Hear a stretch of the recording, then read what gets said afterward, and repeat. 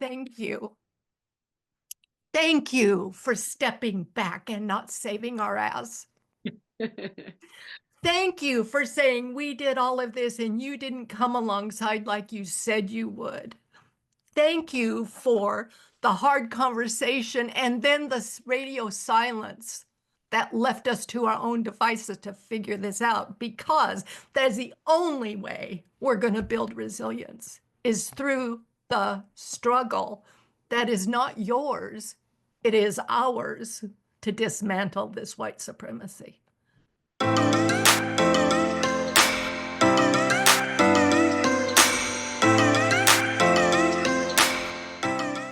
You are speaking to the audience that I think is so important that we reach. I think we particularly realized that with our last election, but I've always felt it was important. Two, to be quite candid, I am a person who is happy to talk about, what my life's purpose and passion is. So whenever I have the opportunity to share my thoughts, my viewpoints when it comes to this work, I'm happy to do it. Wonderful. And so I saw in your bio a truth teller. What? Well, what- I created a term called truthing, where I'm just kind of telling the truth a verb, because in my years of doing what they now call DEI, but we didn't call it that back in the day. I've been doing this work for decades now. I found that it was so hard to do the work because nobody felt comfortable, or particularly marginalized groups did not feel comfortable telling their truth. They still, even in the courses that we would offer and the conversations that we'd have, the courageous, so-called courageous conversations, people were still not being courageous because I think we were so trained to hide pieces of ourselves in order to feel accepted into, organizations and corporations. And I laugh when I tell the story. I remember that I was pregnant. I was pregnant with my first son, and I waited so long because you don't show very much until when you're your first pregnancy. I waited so long to tell or, let people know that I was pregnant because I didn't want the stigma of, oh goodness, now she's a mother. She's not going to be this, sharp corporate leader anymore. And here I am telling people, be yourselves, be yourselves. This is what it's about, celebrating, your authentic self. You should be able to bring your whole self to work, essentially. But I was pregnant, which is, a major event, and waited until I was maybe 7 months where I couldn't hide it. But I was doing everything to, button my jackets in a certain way and wear certain clothes to hide it. Um, just to show you how there is this pressure to hide your truth, basic, Mhm. relevant parts of yourself because of how you will be viewed. And it also Mhm. shows how we've been trained to think certain things like, Mhm. I can't be a mother and a boss, strong businesswoman. So Wow. I really saw that, particularly as I did this more and more, and I can speak to it more candidly, the more marginalized a group is, the more they felt that they had to hide their truth. So you see people in the LGBTQIA community that don't feel comfortable putting a wedding picture in their office, or Mhm. particularly within my own community, the Black community. We talk about code switching all of the time. We don't do, like, we completely mask who we are. Yes. And well, studies have shown that it affects us mentally, it affects our health when you are constantly having to hold yourself in, not Mhm. allowing yourself to be yourself. So I really center my work now on truthing and being true. And I believe that's the only way that we heal and we develop relationships. Mhm. So I had a guest on a couple of days ago, and she's in the fashion industry and a very successful businesswoman who talked about code switching. We talked about it and we pulled back the curtain and we were just having a girlfriend kind of discussion. And she was so ingrained and trained from her parents not to speak that vernacular if white people, in front of white people, no matter, that she said to me, I don't think I can do it in Right. this setting. Today, she couldn't, her brain would not allow her. to pull back that part of the curtain. Right. It's Is hardwired. ingrained. It is It is hardwired for hardwired. generationally hardwired. So now it's in the Generationally DNA. hardwired. And even when I have a show called Truthing, and even when I'm doing it in the beginning, my producer would say to me, "I need Randy. I need Randy," because as soon as I got in front of the camera, immediately I just would switch. Yeah. This was a show where the first deck of cards I did, questions I did, were all for, there were four Black people for the Black community, Mhm. and everyone in on the show was Black. But because there was a camera, Yeah. and I just got into my professional Randy and just couldn't. I just could not be myself. It takes a lot of work. Even now, when I'm just doing a simple TikTok, my Uh-huh. best ones are when I allow myself to be myself, but it's so incredibly difficult. Yes, yes. And some of that is the era and the genre of being a woman in a man's world coming through. And some of it is the code switching. And some of it, like now, this is reclaiming joy in DEI now at a time in our country where DEI is becoming the public enemy number two. Okay. How does that affect be your authentic self at a time when the uncertainty is so high about what the cost is going to be down the road for being that on social media where they can find it, see you, search it? There is a great fear with being yourself. To be Yeah. honest, like I still do some trainings about inclusion and diversity Mhm. Mhm. online. I recently just worked with a very large sorority, which I would say is probably 99% white women. And, Uh-huh. I've been working with them, and I always am like waiting for the question of, I think I saw one of your videos. Right. Because they are seeing the professional code switched Randy, who, when I say I'm in DEI, it's because I actually studied it. I mean, we changed my master's, we created a thing, it was called multiculturalism back in Yeah. and so you do worry about it. It's a fear, but I've made the courageous decision to be who I am as much as I am. I struggle to be that person, but I definitely try to be it. And who is gonna rock with me Uh-huh. is going to rock with me, and who's not is not. But the burden is not going to be on me to make others feel comfortable with my presence, Yes. because that's what it goes back to, right? Is we all are drawn to, is there's nothing wrong with it, with people that make us feel comfortable when we're around them. And so the more like the group you're trying to impress you are, the better life is for you, the easier it is for you. So Mhm. we have learned to put on the mask and be the person that people want to see. And it's yes, that's what's done. And yeah, and also where, there's been a real curriculum. There's this underwriting curriculum in America of what, for instance, ghetto is, what educated looks like, what American is, Right. who is American. And all of us are walking around with this education that we've received. And so even Black people work against falling into the stereotypes that have been put out there against us. So we have to work twice as hard not to see ghetto. And that's why we get frustrated when, things like wearing braids at one time we would call ghetto, but then, you know, other women like the Kardashians start doing it, and all of a sudden it's fashionable. And so we're frustrated because we said all these years, all these years, I have resisted wearing my hair in a way that would be naturally, easier for me to wear it, because trying to resist or go against the stereotypes that are said about us. And so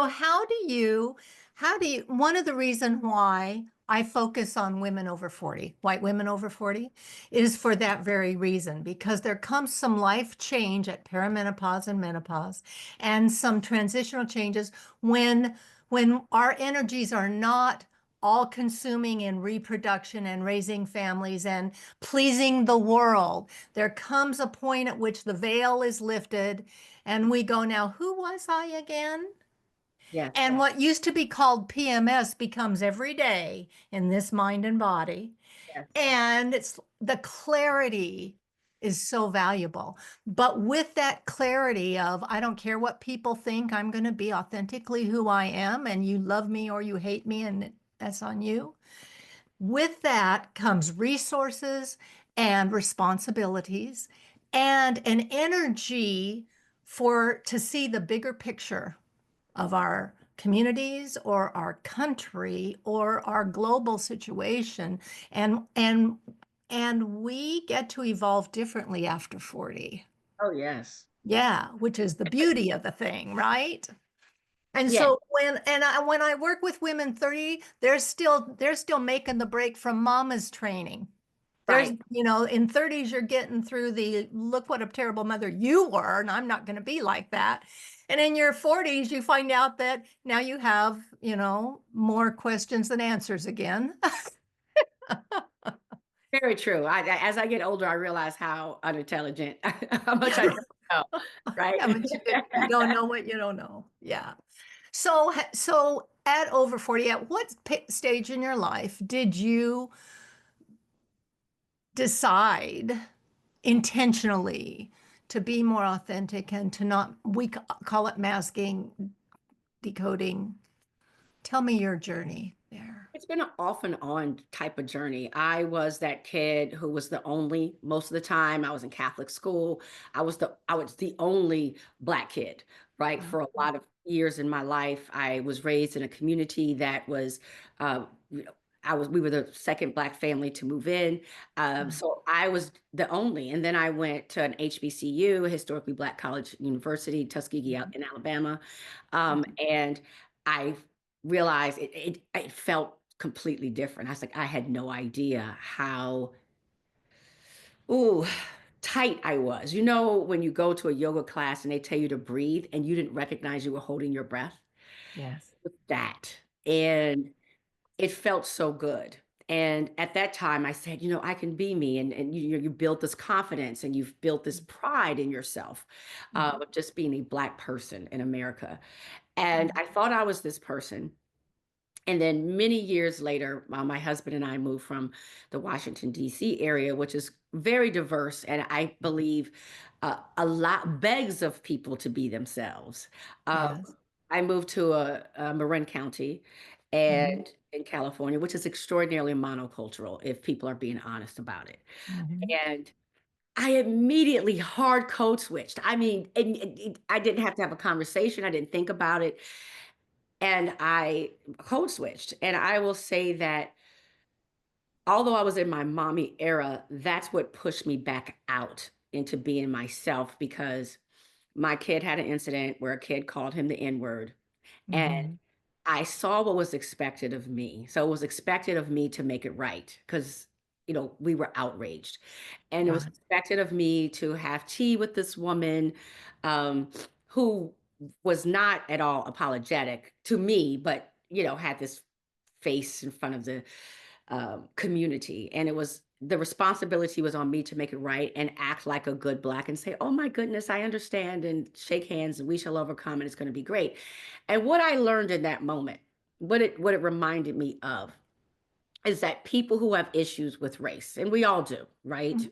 Mhm. Hidden, implicit and explicit, that regardless of how I acted, no, regardless of how hard I code switched, how much education I had, how many birthday parties I attended and hosted, my husband and I on paper were the perfect code switched Black Yeah. people.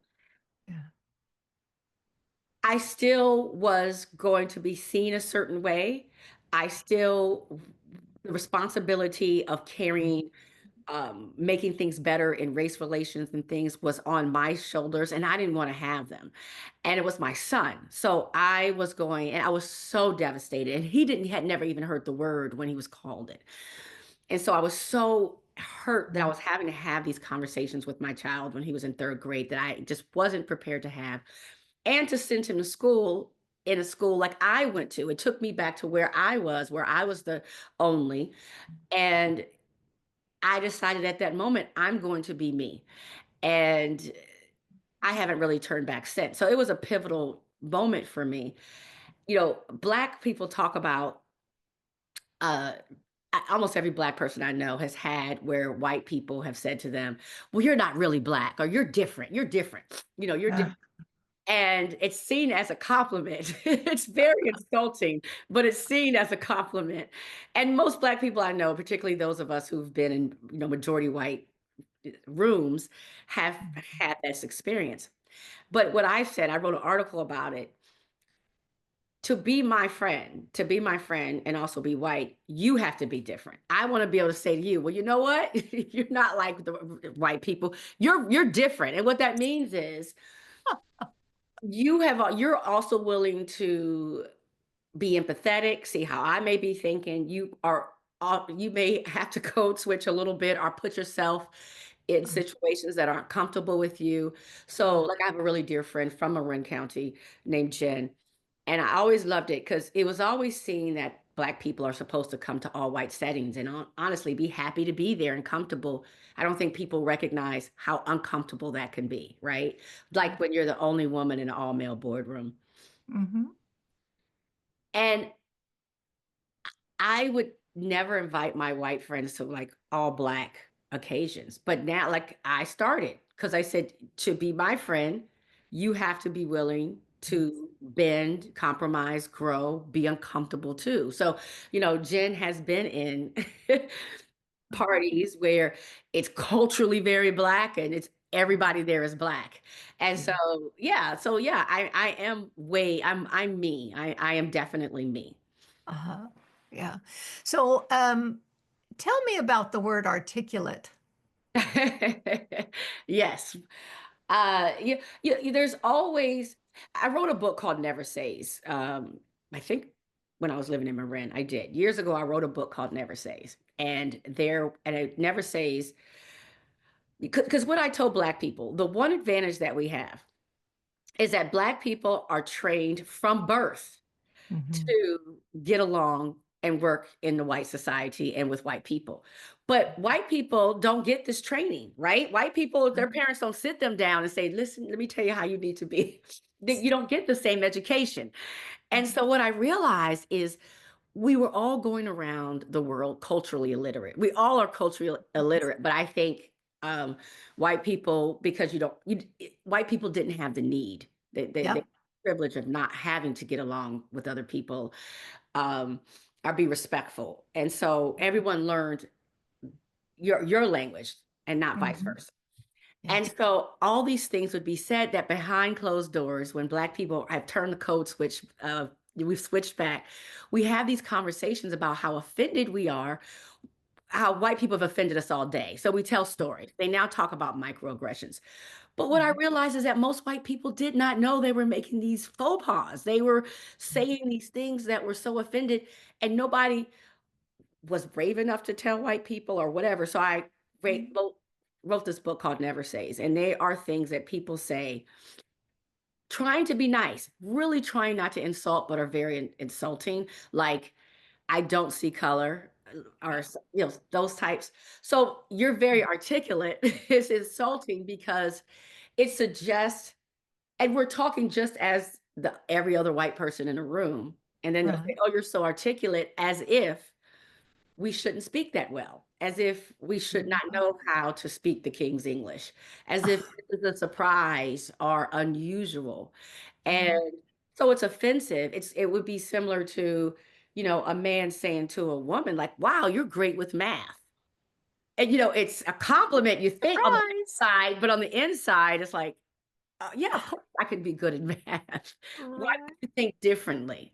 Yes. Yes. That that sounds like a book I want to read. I will Would send you you? one. I will send Oh, put one in the mail for you. oh my gosh, that is so sweet. So this is my logo. Yes. Colorblind is still blind. That's what it Yes. says. And I haven't opened the merch store yet. I've been stalling, but after yesterday or the day before, when our new president said we're going back to colorblind and merit, I was like, oh, this is like about to be a viral logo right here. It absolutely is very smart logo. You have to get some merch, It's right? time to do that. No, Yeah. I tell people, I said, people want you to see them wholly. So I said, it's like when you say to someone who's in the LGBTQIA community, like, your lifestyle is your business. What that says is, I don't want to see it. I don't want to hear it. I don't want to acknowledge it. It doesn't exist, which speaks to the world. I'm uncomfortable. I don't respect it. Someone telling me I'm colorblind, I don't see color, says, one, I don't see you, a very important part of you Right. that matters. One, of course, you see it. And they've done Mhm. studies where babies actually look at a month. Babies see Uh-huh. color. I mean, they see, they know that parts of their brain is affected. Um, and so it's really just so insulting. And it also sends the message because when people say they want you to be colorblind, it goes back to that melting pot society where everybody must blend to be one way. And that way is the majority culture's way. Mhm. Yeah. And the majority culture in the working world is about to shift. You know, Well, the that's that's the part of the problem that we're having right now is that it people are is. so afraid of losing power that they are doing everything within their power to Hmm. gain it.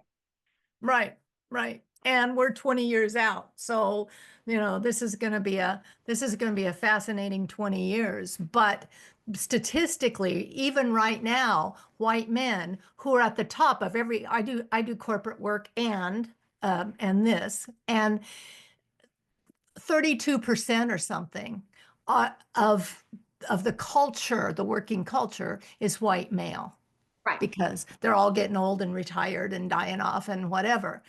But in 20 years is when that demographic shift moves to a majority black and brown.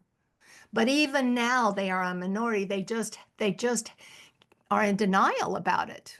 They right, are outnumbered by women but when you have 52% of the white women throwing in trying to maintain a status quo so they can stay in their white privilege bubble rather than saying, ooh, this privilege, this silence is not keeping me safe.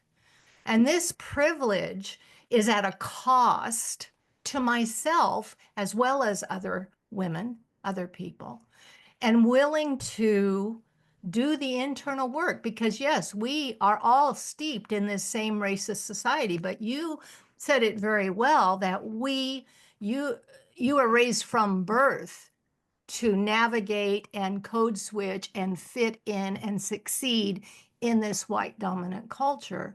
And we are insulated in a white bubble that says, we all have the same opportunity because I don't have to think about code switching. right. There's things I don't think about. When we talk about privilege, and sometimes people are very sensitive, I tell Mhm, people that we all benefit from different sorts of privilege. mhm, When I was driving, actually in Marin County, I was leaving a yummy restaurant we all used to like to go to, and it was my sons were in the back, my husband was driving, and my husband was pulled over immediately, and by a police officer. And my husband, who is as cool as the other side of the pillow, he's just very calm person, complete opposite from me. Like, gets very stern, and he says to my sons, "You pay attention to everything I do. You listen to what I do. Don't you know?" And just becomes very nervous. mhm, This is very successful man, yeah. and I'm talking to him as the police officer is getting out. I'm like, don't even worry about it. Oh my gosh, I've been stopped. I haven't gotten a ticket. What is wrong with you? Just relax. And he looks at me, with Uh-huh. disgust. And I realized later, and he did get a ticket. I realized later that I was working from a place of privilege. In that situation, as a woman, I will Mhm, not be ticketed. Aaron's like, I've never been stopped and not gotten ticketed, right? And mhm, so, you know, he- you know, So it was helpful to me to say, just because this is my experience, it's not his experience. And that's how we grow empathy and become better and more knowledgeable about other people. But it was a place of privilege for me, being a woman. Um, and privilege is hard because we think that if we say we have privilege, that discounts every other thing that we've accomplished or that life hasn't been hard for us. And we know that's not the truth. Life can be very difficult. I still have gone through things as a Black woman, but my relationship with the police isn't as tenuous as his is because Mhm. of privilege of being a woman. And so just recognizing that is so powerful. Mhm. I've also been saying, I've always told people how racism hurts everybody. Yes. And it's been very interesting to me as DEI programs are being attacked and cut and affirmative actions being attacked and cut. And I said, what I did a video yesterday. I said, conservatives are, people did a great job branding Mm. DEI as a Black thing or affirmative action as a Black thing. And it never has been. It never has been, but they branded it that way. So Mhm. everyone was comfortable at first because they've been saying forever they were going to get rid of it, which is what Mhm. they're doing. They always said they were going to, and everybody was fine. People didn't fight against it, I believe, because it had a Black face to it. Mm. And I believe that our culture in America is really comfortable with Black people struggling. It's like synonymous with us. Mhm. And I Mhm. said, don't people recognize that all of their kids who are, neurodivergent, this and trying to go to college and the accommodations that happen in college, this affects those children. Mhm. Anyone who has any sort of disability, this affects. Someone who may speak English as a second language, you know, this affects. Veterans, this affects. People Yeah. who are trying to get a job later in life, right? Mm. This affects. This affects primarily white women have had the biggest gains through affirmative action. The Yes. workforce didn't have women, and so Mm. I was like, now DEI is gone and people are looking at me like, well, I said, oh no, it's always been all of us. It has always been all of us. And Mm. I needed for all of us to fight for all of us. Mhm. White supremacy, it's a misnomer because it is about, cis het white men being in power. Doesn't mean I'm angry with them. It's just the Mhm. system. Yeah. It does not consider in any way or form women. It does not Right. at all. And so any benefit that women have had has been false, and it's just their adjacency to this Mhm. white supremacy. And so when you see women oftentimes going through a divorce or Mhm. something, they then realize like, oh, I never had the power. I never had the power in the first place. And there's Mm. this wake up call. Yes. That's what's happening now with the war against Mhm. programs that are simply meant to give people an opportunity, not an unfair advantage, an Yeah. opportunity. And if it were an unfair advantage, Mhm. 88% of all CEOs and things would not be cis het white males. Right. If it was an unfair opportunity, trust me, you would Mhm. see women, you Right. would see Black people, you would see people doing far better. You would see we'd have Right. openly gay CEOs. We would have, Mhm. but we don't see that. So Right. we just want the opportunity. No, we see mediocre white men at best being elevated over overachieving, overeducated women, but particularly women of color Right. on the regular, Right. and discounted by white women who are in proximity to those mediocre white men. Well, but it also sets up, in all due respect to white women, it sets up white women to be in competition with Black women. Yep. So if you have this, system that's been set up, it makes, and you don't feel as if you could compete with white men. Well, with who Right. are you going to compete? So it creates this Ah, angst between us that really shouldn't exist. It's kind of like when you see stars, mhm, they want there to be an issue between Taylor Swift and Beyonce. And they love each other. They're great friends, but mhm, this ism is automatically set up. And they never would compare Taylor Swift with, uh-huh. I don't know who the biggest white male star is, because it's Right. not even considered. And so Yeah. it makes women at odds with each other for no reason, because they've set up this game and made Mhm. us the enemies of each other. Now you're on TikTok, right? I'm on everything. You're on everything. Okay, I was on everything and I've pulled back from a lot of things in the last 2 weeks. But you remember the conversation about women and the bear, Yes. right? Okay. And do you remember when it evolved to the conference room and a white man or a white woman? Which Yes. would you rather walk into? Okay.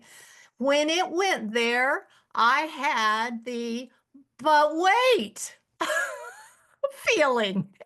And Mhm. I, rather than say anything about that, I sat with it to go, this must be how the men felt first. And second of all, why would that be? And I have just listened. I have just listened, and I'm getting ready to go into a contract work in Georgia in a facility where I do what I do, culture and communications with the C-suite. And it's incredibly diverse compared to the white bread places I've done it before. And all I know is I will never walk into a conference room again as a white woman, assuming that the other women in the room think that I'm an ally or a safe person to be Yeah. around. Yeah. Well, first, let me just say thank you for just listening. I believe that that has been the cry for Black women lately. It's just Yes, listen. That's what my platform is about, truthing, because I tell the truth and I'm pretty blunt about it. I love that. Sagittarius in me, I don't know. But I'm blunt about it because we need to know the truth in order to grow. And so I know it was hard to hear. It's hard for us to hear those truths. So thank you first for listening. That's I just so respect that. And absolutely, my answer would be if it was a white man or a white woman in the conference room, I would definitely trust a white man first. Tell Uh, me why. why? Because when it comes down to business, and Mhm. if you're already there, I'm not saying you'll necessarily get the job, but if it comes down to business, I do believe that white men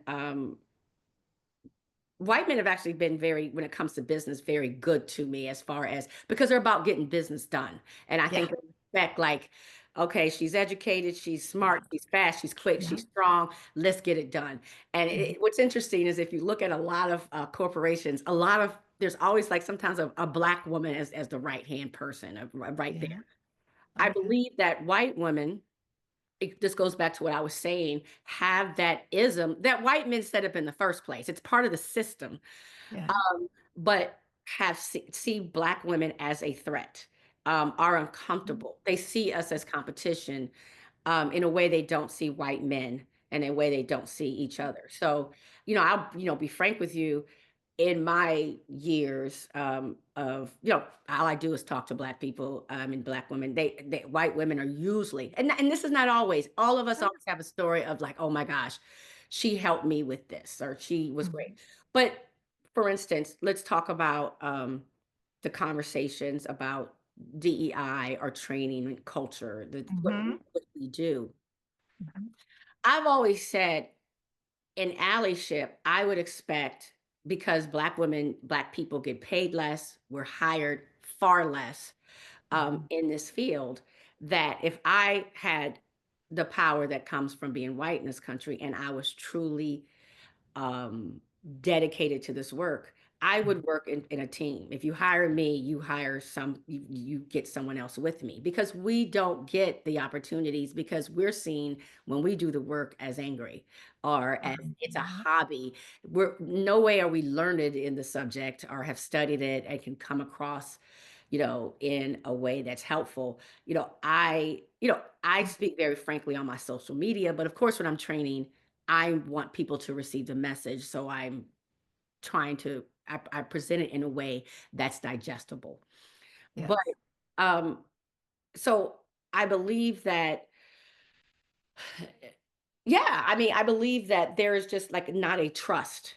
I really been really, thinking about this after the election, Yes. and, I was like, 'cause it's hurtful, right? Because I'm a woman, and you do want the bond, and I was empathetic because I was hearing from white women whose feelings were hurt because Mhm. Black women were like, "We're not messing with you. We're done." Right. Right? Yeah. And I was like, I did it, and I talk about how, you know, white privilege is being able to see as being able to be viewed as an individual. So, like when a white person commits a crime, we talk about that white person and the white person's history. When a Black person commits a crime, it's Black people are violent. Yeah. And so I said, what white women are experiencing now is the burden of being seen as a group and not as an individual. And Mhm. so I honestly empathize because you have women, white women who worked their butts off and Mhm. really, really worked for Mhm. Kamala Harris to win, and they were earnest in their efforts, and then to have Black women say and group everyone and say, Right. we don't trust you. We're Right. not, we're no longer allies. It is so incredibly hurtful. It Mhm. must be, I can imagine. But I think that what that can call for white women is, um, one, it gives you a lesson on how Black people feel, and so I Right. think that breeds empathy. Two, it really means that the work that you do has to be within your own community, heavily. Mhm. Working within your own community, and I think that's what Black women are saying is like, "No, you get y'all straight. You'll figure it Y'all out. get yourselves together Mhm. before you come back over here because there is a distrust now that's there that Yes. may not be fair, but it's understandable if people Mhm. take the time to think about it. Mhm. Um, I think that going full circle, I think that distrust exists in organizations, and so you know, as I said, white supremacy, this as a system has created a this competition between women, period. I mean, just we could talk about beauty standards. I mean, it Right. women All compete with other everything. women. We compete with other women. So there's Black women and white women. There feels to be this competition, I believe. Mhm. And so I think white women react to that and sometimes are not particularly kind or helpful, or we feel bringing us up. Whereas a Mhm. white man feels very secure and confident in his Yeah. position, doesn't see us as his competitor, so has no problem promoting us, bringing us up, highlighting us. They feel very comfortable because they already know they're here. So we're Right. not competing anyway. So I think that's why. And do you think, just kind of an aside, but not really, do you think that the white man in the conference room is going to view a black man differently than a black woman? Yes. So that's the competition piece or the keeping you in your place piece far more than because women are. So in the pecking order of corporate America in your mind, does it go white man, white woman, black woman? Or now that you're the first time I've heard it, that maybe it goes white man, white woman, black man? What do you think? I don't know if there's a pecking order, but as far as like who we trust, I mean, Okay. Black women trust white men in those situations than they would a Uh, white woman. And that's not Right. always the case. So I understand we're speaking very generally. And yeah, Um, absolutely. I do believe that white men see Black men as a threat. They don't see us as a threat.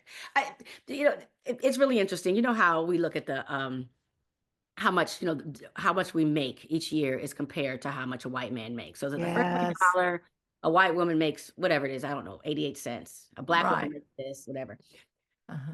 So, you know, Asian men now make more than white men. So it's Yeah. like for every and this has never happened in history. It's always you always compare it to the white man, right? Yep. So it's like, but now the Asian man, I think it's $1.01. It's barely, but it's whatever. Mhm. But white men don't see, and I think the way it's been able to happen is I don't think white men see Asian men or Asian people as threatening in any way. And so they can do their work and no one's going against them. And it's just they can work in peace and like work behind the scenes. Uh-huh. It's a problem when people see you and see you as a threat. But I think absolutely black men, and to be honest with you, there's something with gender in this because I think a white woman, and I see this, is gentler and kinder and more helpful to a black man than they are to a black woman. Just like a white man is more helpful to a black woman than they would a black man. Because I Okay. think it's who is seen as threatening. Right. Uh-huh. Okay. All right. That's fascinating. Just a thought. It is. Give me a moment to wrap my mind around where I want to go next with this. I had a thought and it ran right through because I'm fascinated by this whole conversation. Hmm. And there's corporate and there's personal and there's all the intersections. I Right. And I think personally it's different. I think women bond on a personal level differently, but I'm talking strictly corporate. Um, when after post-election, when the black women of TikTok stepped back and said, okay, you guys go FAFO now. We're done with y'all. yeah. And I grieved after that election. Yeah, yeah. And more every day now, I think. I I But but it was the first time in my life, not I wasn't the blue bracelet person. I wasn't any of that. I was listening, but it was the first time in my life that I viewed white women as a group of mm. unsafe. That I stepped out into my red community and went, who the fuck did you vote for? Right. And are you friend or foe? And it was ground shaking awareness for me because because this whole last year and a half has been high growth pattern. I do this podcast to keep me out of my white bubble. Thank I you. do this podcast for my own accountability, and I have learned and grown exponentially because of people like you that I get to interview and talk to and pull that thread through for the audience. And same But for me. Just so you know, I learned from you. And I always tell people that's why I travel so much.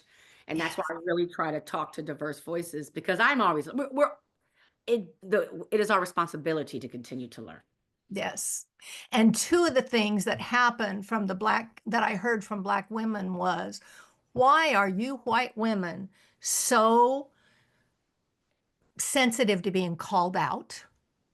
Because we call each other out in our community all the time. And you guys decide you're going to go make blue bracelets so you can prove something, whatever that is. But the other thing was that I got to taste, and a taste is all I'll ever get because I have this white skin. But I got to taste what it was like to step into community and go, I don't know if I'm safe here. Mm, I don't yeah. know if I'm safe with these white women. 52%. So Mhm. it really caused me to look at my platform and say, am I going to step back into the shadows and my white safe bubble and let this next 4 years pass?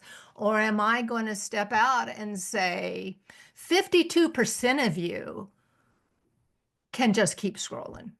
Because Mhm. I'm only spending energy. I'm not here to prove to black people I'm a safe place, and I'm not here to prove to white women I'm one of them. And I don't care. I don't care if you didn't know what was coming. You were warned. We were all pre-armed and pre-warned, and you chose, for whatever reasons you chose, the path that this country is on. And I hope you get everything you didn't think he'd ever do. And I hope we survive it. But Yeah. in the meantime, my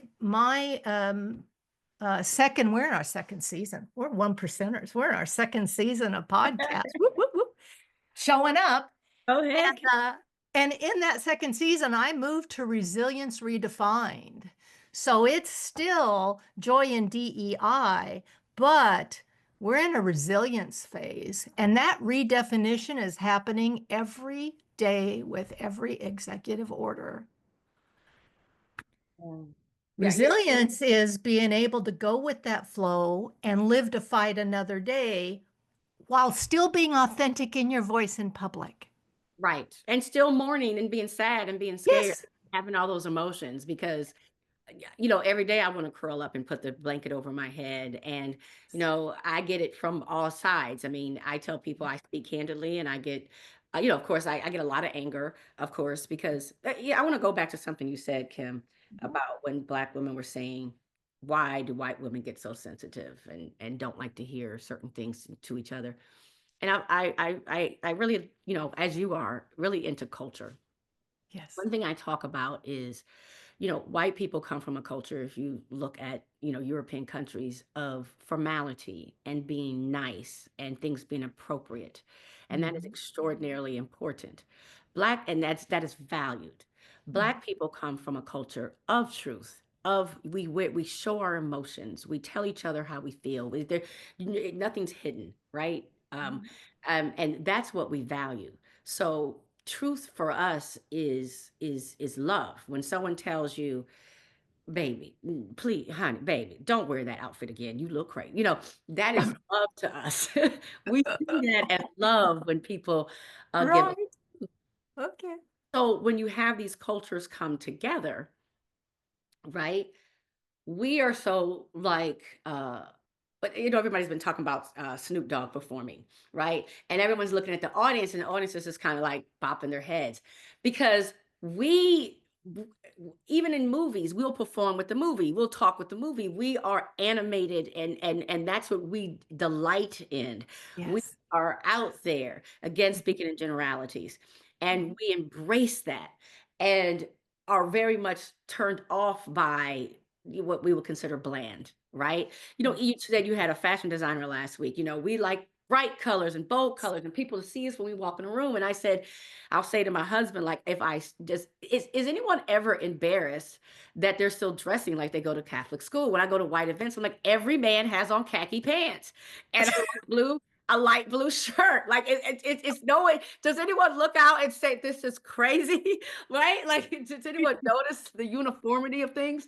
And um, so I do think about, and so everything that I do, because of I understand the cultural difference, you do, as a Black person, think about having to tone down what you say. And again, that goes to code Mhm. switching and also the burden of making white people feel comfortable, which is exhausting. Yeah, even my book Never Says. Oh, I love that. I at first, I rewrote that book 1,000 times because I wanted white people to read this book and not be offended. I wanted them to and digest what I was saying, and they're not going to digest if you're coming down hard.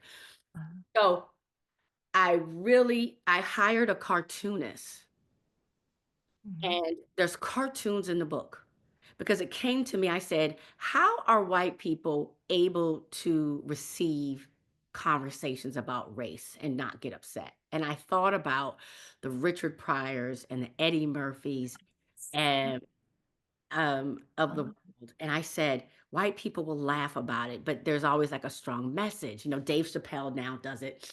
And I said, I have to make it somewhat funny. I have to make it where I'm sneaking in a lesson. Yeah. And so I added cartoons to every Never Say I have in there because I recognize that it's not that anybody's bad, but culturally being so direct is so Mhm. incredibly uncomfortable within Mhm. the white culture. Mhm. And particularly if you're being direct Mhm. about the isms. We're so afraid of being considered being racist Right. that you can't have conversations and say, you know, I tell people, you were raised in this country. All the messages we get are air around us. You soak it in every day. So you Mhm. were raised in a country that was founded on race. I mean, it was in our founding documents. This is a racist country that cannot be denied, right? Yeah. And so, of course, you see the world through a racist lens, as we do. I said, there, you know, if I as a is if my Black community thinks that Versace and Gucci is a better brand automatically than a brand out of Africa, Right. or we'll want to visit Paris before we visit Ghana. It's we Right. too, as Black people, have taken in the message that white is better and superior. So why would you expect white people to be, you know, void Mhm. of this whole way of thinking? Mhm. We all have it. We all need to work on it because again, it's a system, it's a Right. message, it's a machine. Mhm. Well, and it's colorism. Oh, yes. Yeah. Yeah. So, so when you think that you don't have internal racial bias, eh, well, you're fooling yourself. Every one of us are. Every one Yeah. of us. That's what I tell people. Every one of us has. But the racism, when I tell people about you're racist, okay, if we were to go there, because there are some words I don't use because it triggers that defense mechanism and they're not going to hear anything you say. So I don't talk about anti-racism. I talk about racial equity. So I code switch depending on who I'm talking to. Okay. But when you say when you suggest, when a white person feels you're suggesting they're racist, they think of the KKK. And Correct. if they're not that, then they're not racist. Absolutely. And that's one of the biggest issues. And Girl, there's a reason why they put all the pictures of the 60s and 70s civil rights movements in black and white, because you're supposed to think it was a long, long, long, long time ago. This was the olden days. And yeah, right. for And sure. it's why when you look up white women and racial equity, those pictures of the 60s of the white women screaming at the child entering the school are what come up. That's the algorithm. I interviewed a guest who's the founder of Justice AI, which is GPT for he is amazing, Christian Ortiz, if you get a chance to hear it. And that has become my best black friend in a box because I don't have to code switch. I can have a conversation with her and she gives it to me straight, fully documented, but we don't realize how the racism has infected all of the GP to chat GPT to the white lens. Oh, absolutely. So the Every stuff that's coming out professional is that code switched white professional promote the what exists instead of what must be 20 years from now. correct. So true. And just so everyone needs to have that friend. I tell people everyone needs to get a black friend that will speak candidly and vice versa. Like we need, I mean, I have been blessed enough because of the work I've done to have such you know, a diversity of friends because I say I mess up every day and it's so good to have people talk to me and I learn and you know, because I'm always learning. And people always say to me, why do you talk about black stuff so much? And I told them, I said, I felt so stressed because I didn't know if I was how can I represent the trans community the way I want to? Like I was like, understand that I'm pro everybody be kind to everybody. Everybody has the right to be respected. That's me. I'm pro that. Yeah. But I can speak to my Mhm. blackness more than anything. I can speak to that more than my womanness. I can speak to being black because being Mhm. black has a bigger, I feel, impact on me Mhm. in America. And I was like, and hopefully, because experience is very much the same, right? You know, we can talk about oppression. I mean, if you're oppressed because, you know, when you talk about it with black people, you talk about it with women, that can be a conversation that could go across, you know, the board. But it is good to have people. And that's the problem. You said bubble. That's the problem is that we all live in our silos. We all are in these bubbles and we don't Yeah. get to hear from anybody else. So how do we grow? Even when Right. we want to. Right. Right. And if the culture that the water you're swimming in, if the water you're swimming in has you in survival mode every day, walking out your door going, I don't know who I can trust out here. I've got to be in my little mask, whatever it is. How much energy is left to consider anybody else's plight? Yeah. Preach, Kim, preach. You Preach. know? That's true. I mean, Yeah. you know, I mean, Yeah. that's like that's what black people are saying right now. It's like I just truly, genuinely don't have the energy. So the work you're gonna have, and I think that's probably, Kim, why you have people that talk to you frankly and Mhm. candidly, is because they see Mhm. you as a person who at least has done a lot of the work Yeah. herself and Yeah. on yourself. And then that makes me want to say, Right. yeah, let's take it further. Right. Thank you. Thank you. So at the end of every podcast, we ask for, first of all, how do people find you? What are the books? Where they did? And and then we close with, what are your closing thoughts about resilience for our audience going forward? What are the important pieces that they might focus on from a take as a takeaway? So take your time. My website is randib.net, and that's with an I, RANDIB.net. I Okay. am Randy B essentially everywhere.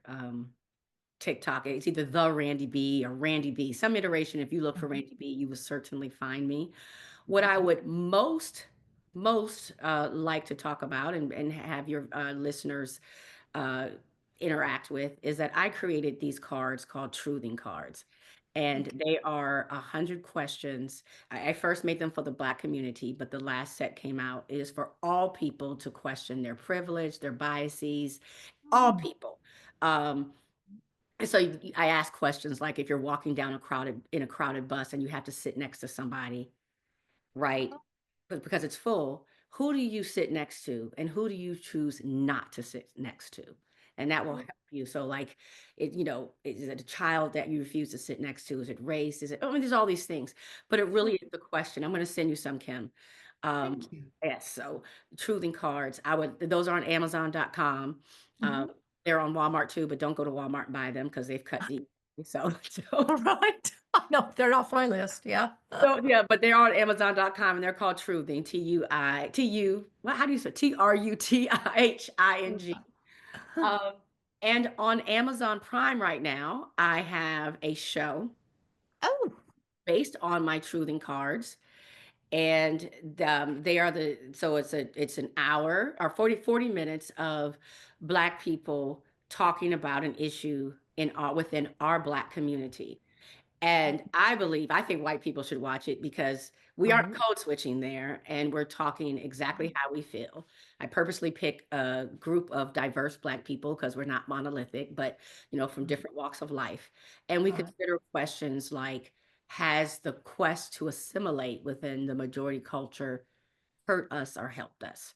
And so Mhm. to hear our viewpoints, so that show, it's called Truthing as well, is on Amazon Prime right now. And so I Wow. invite your listeners to check it out as well. Good Oh, deal. and the book Never Says. It's called Never Say, just things you should never say. And I created that term so it wouldn't be like, that's racist what you said, or that's sexist what you said. It's just Right. never say that, honey. Never say.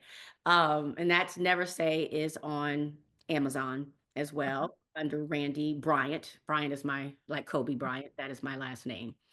Okay. Oh, Wonderful. and resilience. Yes.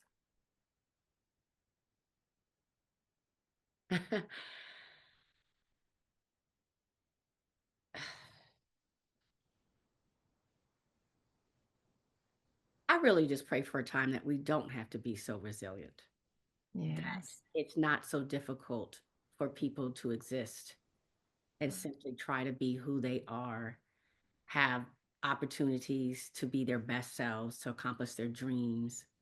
Mhm. And so I think we need to work towards that, which does take resilience. It Mhm. is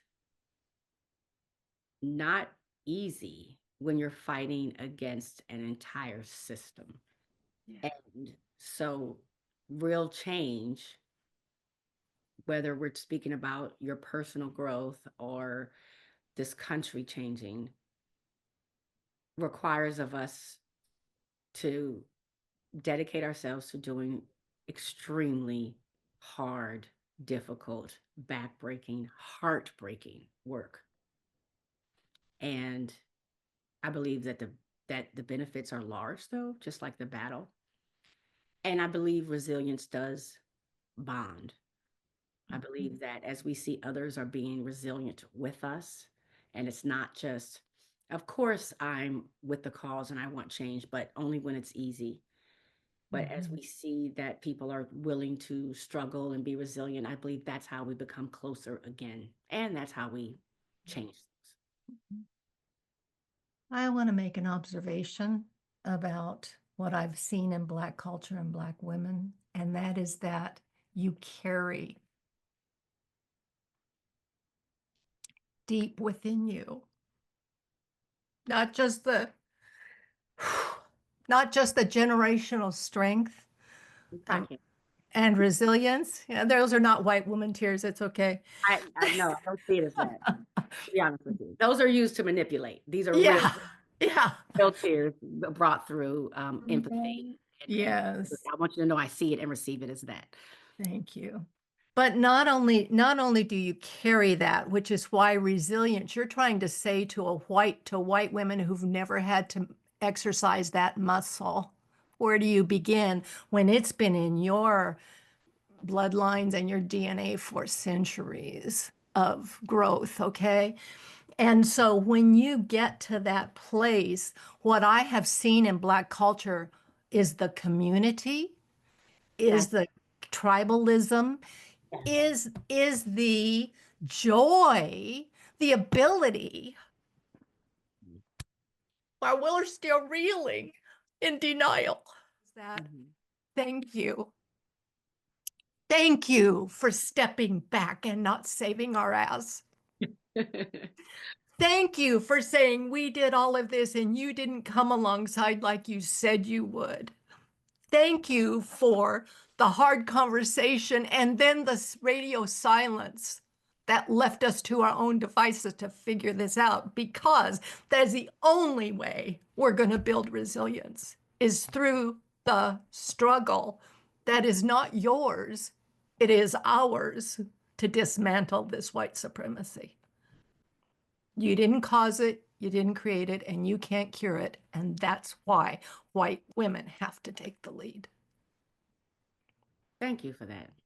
And thank you for um now I'm gonna cry. The last few days have made you just feel very discouraged. Yes. And you feel very discouraged. And so it is nice to be reminded that there Kim's out there doing the work, and we're not alone. And change, I believe, will come. I do. Right. Right. Slowly. We all may be exhausted, but I believe it will come. So thank you very much. And that's why in this lifetime, I want to see some freaking result from these efforts You before know I what? check out. Yeah, when you were talking, just real quick, I know I just want to say that when you were talking, what I have felt is uh, it's scary because the hammer's coming down so hard, but that's making us tough as nails, all of us, I believe it's making us tough as nails. And so I'm like, You don't understand, for every action there's a reaction." And Mhm. so I believe that what some people don't understand is that because they're messing with everybody now, in my opinion. Oh, yeah. If people are, if people are paying attention and looking, right? I know people try to live in denial, like when that man did the Hail Hitler sign. I'm like, Sure. Yeah. nothing else that sign is. But if people are to see it, and I think people will, we're coming back, with an equally strong reaction, Mhm. and more of us. Mhm. Yeah. Yeah. Don't More know of us. what that's going to look like, the uncertainty, but It's going to be ugly it for a is not a while. time to be quiet. Not a time to be quiet. Yeah. Mm-mm. Well, Thank you. So I have